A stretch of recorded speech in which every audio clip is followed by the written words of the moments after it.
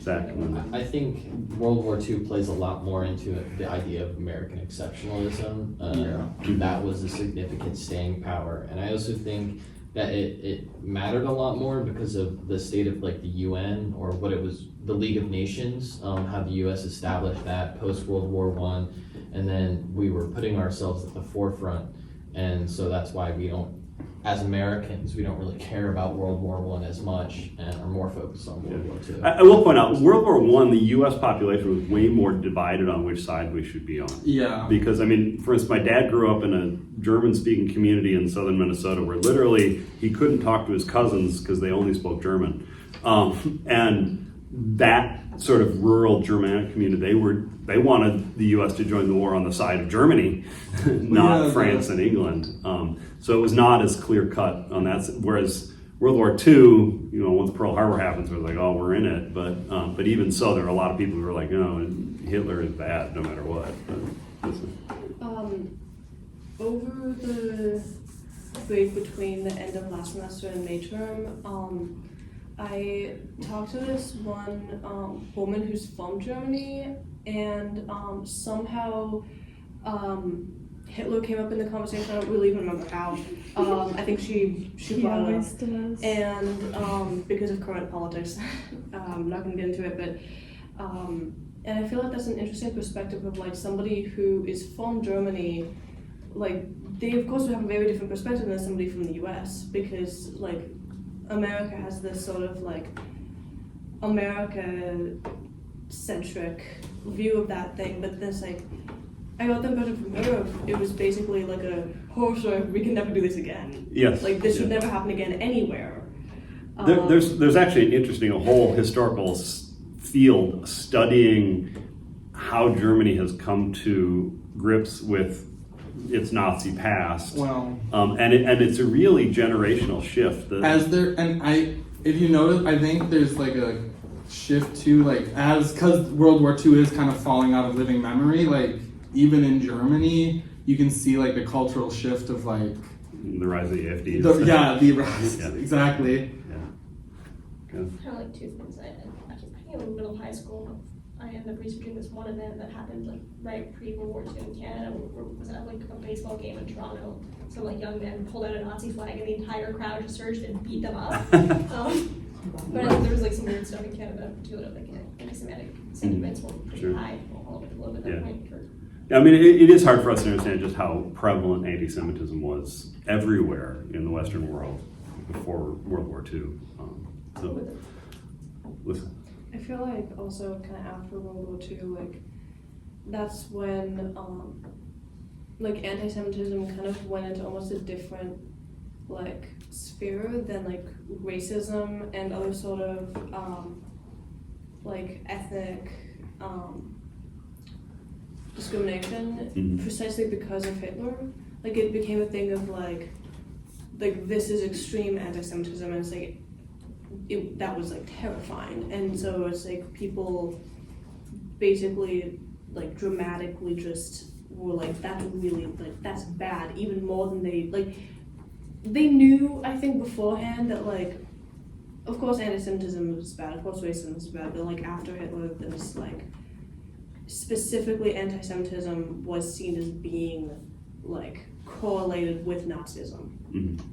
Yeah, well, I think a lot of people didn't think anti-Semitism was bad, and didn't think racism was bad, and didn't think, ethnocentrism was bad, and then the Holocaust happened, like, oh, well, I guess anti-Semitism is bad, but I still think racism is not bad, or they see like the acts of killing, like they see the actual death as being bad, but they like they don't necessarily connect it to a larger thing of like, well, this was like violence based on like hate of an otherized group, right, of like a minority. Yeah, they see it as like, well, you shouldn't kill 6 million people, right? But they don't see that isolating and demonizing a particular group is likely to lead to killing 6 million people.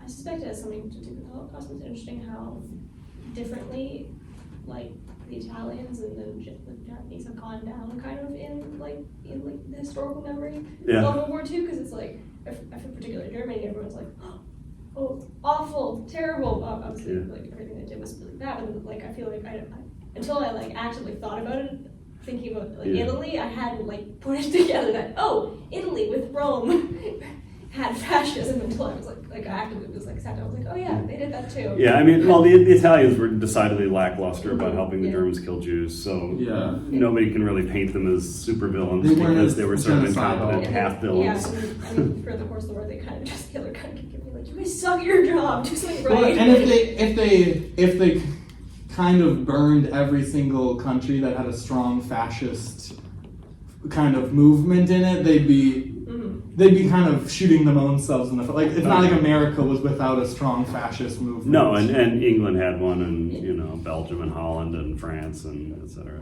In fact, if World War II hadn't happened and France hadn't been invaded by Germany, the next election would probably have brought a fascist government to France. Well, I mean, the next election did fascist government to France. It wasn't an election. I also think that like it's interesting how I feel like in the American view of history, it's like Germany and Russia have gotten this like kind of bad reputation over time. It's like that's because of like Germany because of World War I and Russia because of Soviet Union and the Cold War. But then it's like other countries that also fought against the US didn't get that like bad reputation as much. Like as Kylo said, like Italy, I think Japan also didn't get as much of a reputation as Germany. I actually think a part of it was that one of the big mobilizing ideas in World War II was racism against the Japanese. I mean, the U.S. government leaned totally into racism against Japanese people, and I think that Heavy. I think to a certain extent that led to a sort of a backlash after the war, like, oh well. Yeah, we couldn't be too mean to the Japanese after the war because we were not so only mean to were we horrible to Japanese Americans in America, we also like how we ended the war with Japan. Like I think that is a big part of it too, because like how the war ended in Europe was a little less Obviously. showy and like so obviously like we've destroyed them, we've completely and totally dominated them. Like with Germany, like Hitler killing himself in a bunker and stuff like it. Yeah. It kind of is like we won the war, but like it's not this complete and total victory. Whereas in Japan, after the 2 bombs are dropped, it's like we've decimated Japan. Like the other thing is that atrocities that Japan carried out, for whatever reason, have not been publicized nearly as much. Have you guys heard of the rape in Nanjing? I mean, the Japanese took over the city of Nanjing and they let the soldiers just basically run wild, and there were soldiers executing people by beheading them with swords just to practice their sword work. I mean, there were hundreds of thousands of women raped, hundreds of thousands of men were killed. It was an absolute horrific affair, but it's usually not in the American consciousness. is that because it was like against Chinese people? And Partly, I think it is that Americans just don't care because it was against Chinese people. Partly, Japan has very carefully tried to. Yeah, they're a little tighter lid on that. Yeah. Zach, and then Kylie, and then Lisa. 2 things. Another thing is Unit 747, that Japanese internment camp unit was very instrumental for how we learned how hypothermia works because of what they did to prisoners, and among much other torturous stuff. And I think a part of the like class conscious American consciousness of Japan is like we dominated their economic system and completely occupied the country afterwards. So we built like that friendship because they became basically a protectorate of the United States post World War II. I mean, a weird thing about Canada during the Second World War is that we also had Japanese internment camps, and those have gotten like I learned about those in school because I feel like the Canadian perspective on Canadian history is like maybe we should not do any of that again. It is a lot more, I feel like, shameful is the way it gets taught a lot, but I don't know why necessarily Canadians had like Japanese internment camps, because it was a lot more like Europe focused during the war. So that was a weird one that I'm still not entirely sure. Racism. But yeah, just racism, but still it was like, oh. Something that I also think is interesting is like how these historical events kind of go down in history as like the terrible thing that should never happen again. But there's like people don't tend to study how it happened all that much, and so it's like, what's like in theory, if it does happen again, who's gonna notice until it's too late? Because nobody's actually looking at how did it come around. Yeah. They're instead just being like, well, that sucked. We should never do that again, and then just ignoring the whole thing of It's like. 'cause Texas chooses what gets put in history. Wyatt. Yeah, I mean, that reminds me of, I think it was like Adolf Eichmann or somebody who got extradited to Israel, and his excuse was only following orders.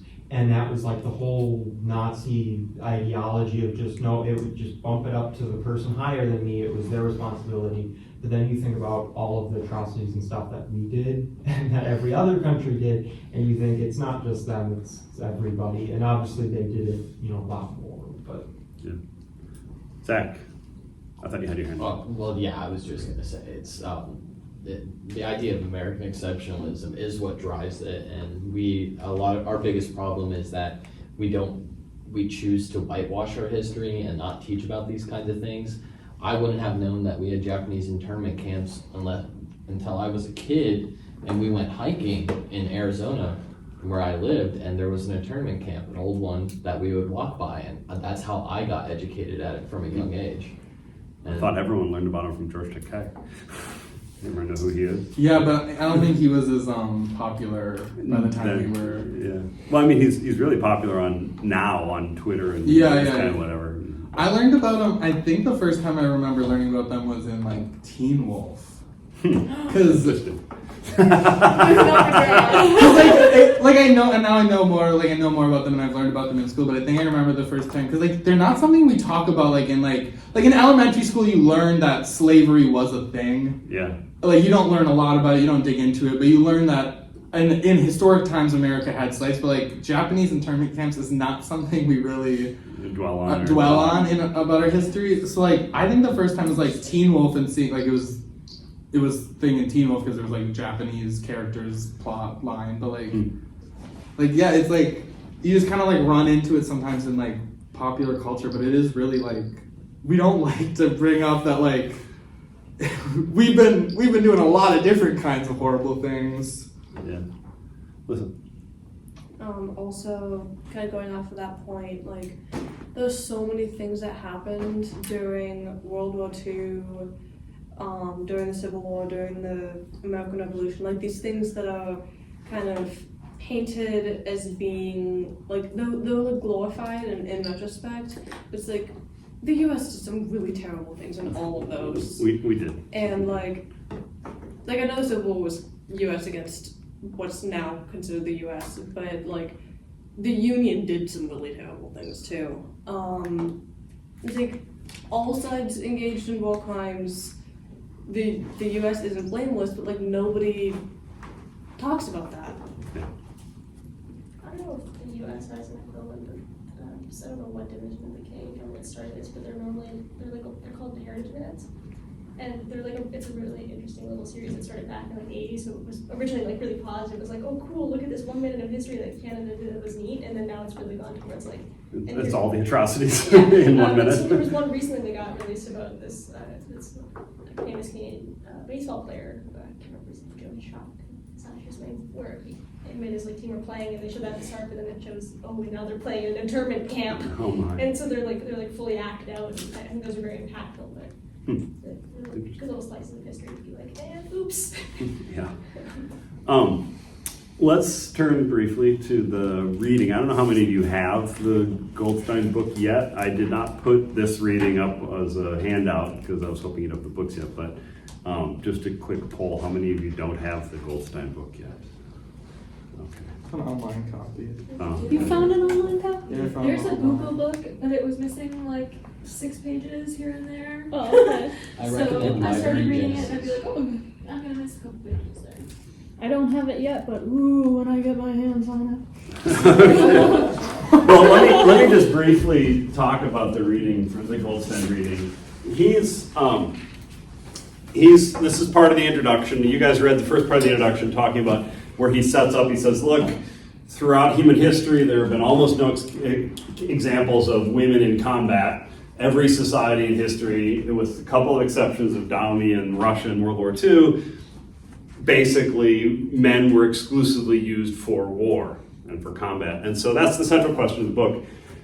In the second part, he looks at feminists' interpretations of war. And he basically says, well, how do feminists talk about war and how do feminists deal with this? And he basically says there are three rough positions in how feminists have talked about war. Okay? And the first is liberal feminism.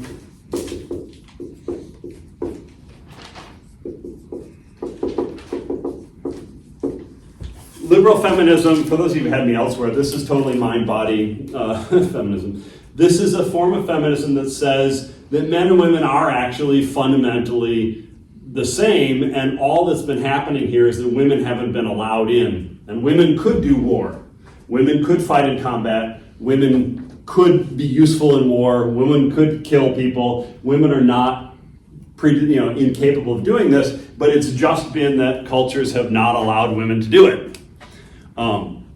And liberal feminism is built on the fundamental assumption that it's built on what in Western history they call the mind-body model, which is that human beings are a biological body and a disembodied mind, and the mind is totally rational.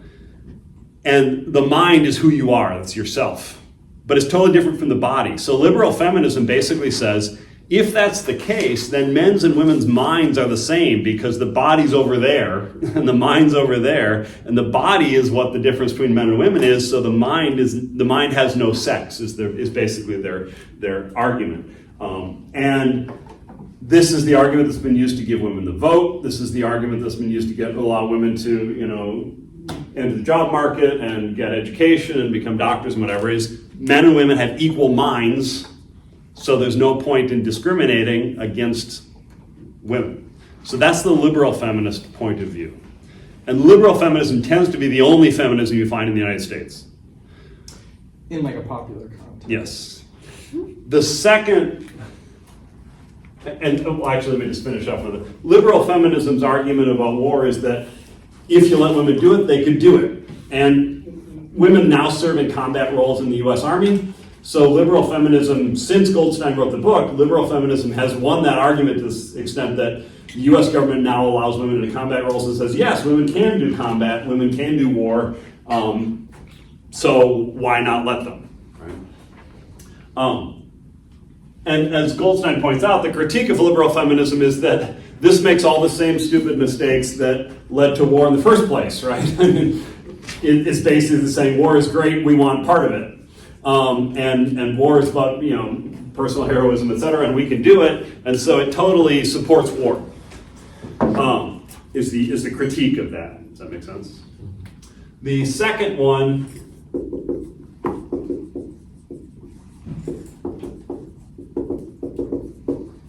is difference feminism, and this is feminism which basically says that men and women are fundamentally different.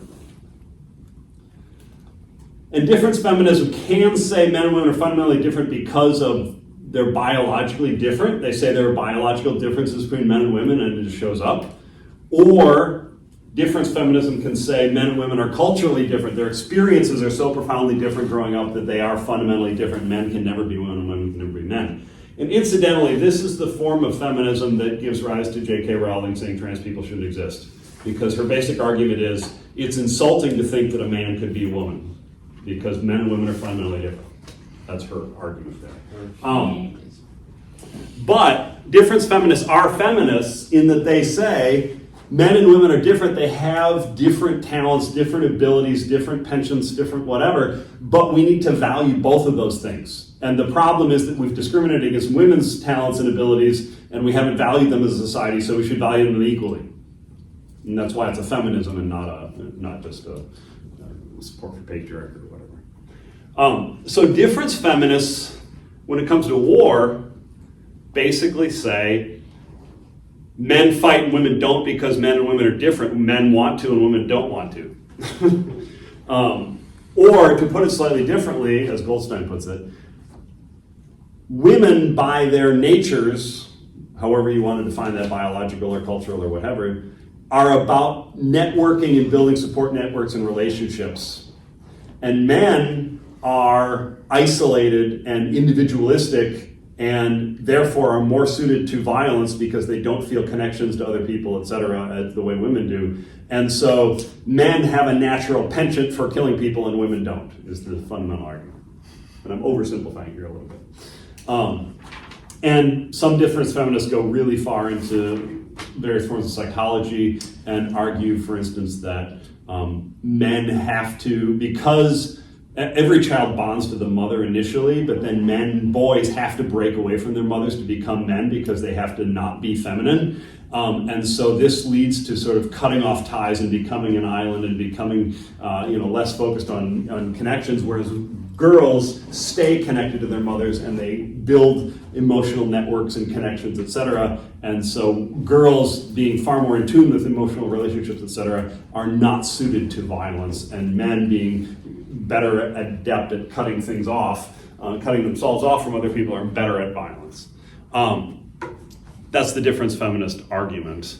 And difference feminism has given birth to a whole slew of anti-war movements that are explicitly feminine, meaning women against war movements. And basically the argument there is that women are pointing out that war is really stupid and dumb, and men can't do that because men are biologically prone to it, so women have to step in and say, war is bad, stop it. Okay. Goldstein points out later that this often backfires, that by making anti-war feminine, you make war masculine. And therefore it means that men who want to be men have to do war because women are telling them not to do war because the feminine thing is don't do war. So if you don't do war, you're feminine, and if you do war, to be masculine, you have to do war. So the argument that liberal feminists point out is if you celebrate war as masculine, then men are going to want to do it to prove their masculinity, and you're encouraging war. Right. Any questions about that? The third, there's a whole bunch of names for this, but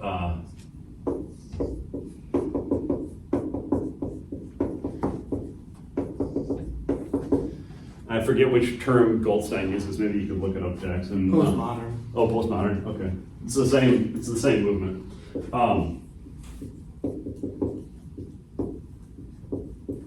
The post-structuralist, postmodernist movement is an intellectual, cultural movement that emerged in the late 70s, early 80s, and it basically argues that culture determines everything about how we think.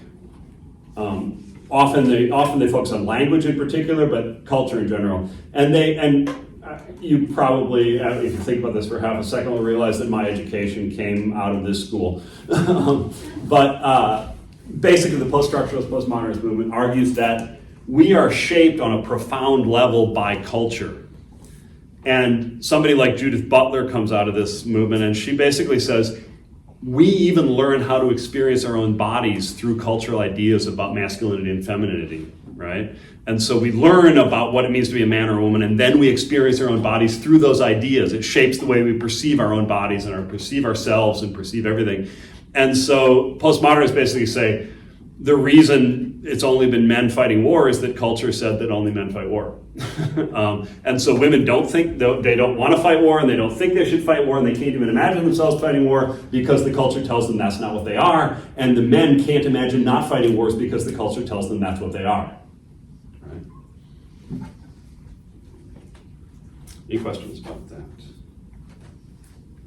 So is that saying that people can't imagine outside of like everything they know? Pretty close. Yes. At the extreme, post-structuralists argue that you don't even exist outside of culture. There is nothing outside of culture. There's nothing before culture. There's nothing after culture. There is nothing outside of culture. And even your biology is not outside of culture. The culture tells you how to understand your own biology. So there is no stepping outside of culture. Well, they're not saying you can't imagine. They're saying like everything you imagine is recycling cultural material. Yeah, it's shaped by the culture. Your imagination is shaped by the culture. Why? And what would they say about the fact that like culture begins somewhere? So there might be like a practical reason for something to become cultural and get ingrained. Yeah. There's a post-structuralist named Michel Foucault who argues that culture is basically one big engine for exerting power. And so people tend to, if there is something outside of culture, it's what you might call a will to power because Foucault was influenced by Nietzsche. And so essentially, the beginnings of culture are often people trying to develop ways of exerting power, but then it takes on a life of its own and it goes. Right? Any questions about that? Eric? If you can name them, what would you say the 3 cultural pillars of our country would be? Well, I mean, difference feminism has never caught on in our culture, but the other 2 are definitely here, to be sure. Radicals are more like radical feminism was much more popular in Europe than America. Yeah. I mean, what Goldstein calls difference feminism is much more popular, especially in Catholic countries. Ireland, Spain, Italy, etc. Partly because the Catholic Church and the Catholic countries are so incredibly patriarchal that people in them can't imagine not having some difference between men and women. And so it's sort of a halfway point, whereas the northern countries were less patriarchal, and so they were more willing to embrace the idea that maybe the patriarchy thing was just made up, but the difference between men and women was made up. But in the largest sense,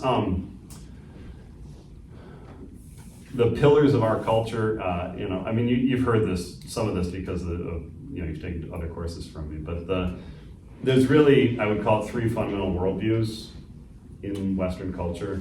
One is what I call the theocratic worldview, or it's built on what you call the soul-flesh model of human beings, that human beings are sinful flesh with a body that longs for God, and we are at war with ourselves. This is medieval Christianity. This is the Pilgrims in Massachusetts, and this worldview says that we need a hierarchical society with everybody under strict control, women under men, children under parents, but kings over commoners and nobles over peasants and slave owners over slaves, etc., because people can't control themselves. They need somebody else to control them, and so we need a strong church. The laws have to be built on the enforced Christian morality. We need strong social control. And it should be enforced with violence, because human beings can't control themselves, and violence is the only thing that can control them. And so that idea runs throughout American culture. And as I said, it's the justification for the Pilgrims in Massachusetts trying to enforce, rigid patriarchy and God's law and kicking people out who didn't believe the right religion, etc. It's the ideology for slavery in the American South, that God created Africans. They need slavery, they need control, they can't control themselves. God made it this way. It's the justification for Jim Crow, and it's the driving motivation of the religious right today. The second pillar is what I call the mind-body or enlightenment model. Comes out of the Enlightenment, and this basically says human beings are a biological body that is not morally important, and a mind, and the mind is rational. And this idea that people are basically good and rational and can control themselves, and their bodies are not a problem, and they are not driven by sin, and they are not at war with themselves, leads to all the ideas of Western culture, which is, everything in the Declaration of Independence and the Constitution, the whole idea of democracy, the idea of equality, the idea of individual freedom, all that is built on that model. It's actually, when you say that, like the Bill of Rights, like when you think about it, it really does reflect like the mind-body model. Oh, absolutely. Of like what's important is not molding people into being the correct person, but like making sure that like they're free to like become who they're like right. Free minds will want them to be. Right. And I mean, the whole coming of age narrative in Gallipoli was built on that model, that Archie has to find out who he's going to be. He has to find his own path, right? He can't just take the role that he's been given in society. He has to find his own path.